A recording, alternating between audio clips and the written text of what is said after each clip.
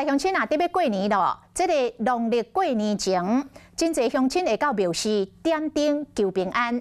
台北嘅龙山寺早起6点开放现场领号码牌啊来报名，真侪民众是提早到场排队来号位，甚至是准备毯啊啦、椅啊啦、透明来排队。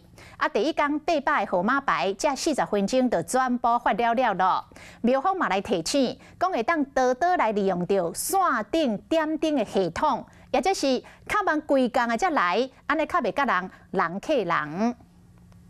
天还未光，人就已经排几排。当年龙山寺点灯，拢甲大批的信众车来提早排队。今年椅骨头啊、梯椅和批是拢无减。今年排8天吧，亲朋好友就轮流在这里待在这里。当初是为了小孩子啊，为了妈妈来点这个药师灯啊。排队排几暝，就是为着新年讨一个好格调。不过现场人真正伤济，要消化无简单。12、19号，请到12号柜台。1月8号第一天，800个号码牌在短短40分钟就全部发完。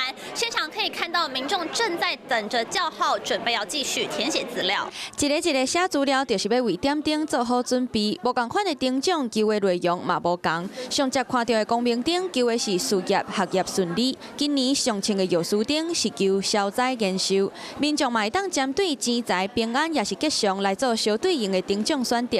想土想过的民众是建议爱安太岁。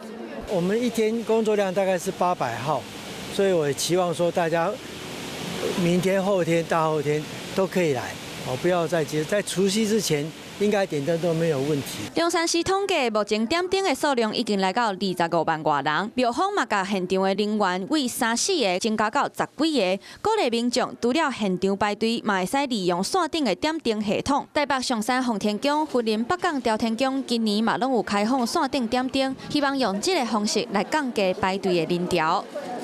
Hello， 我是林明瑞。想要抢先掌握最及时的新闻资讯吗？赶快订阅、按赞、开启小铃铛，锁定我们华视新闻的 YouTube 频道。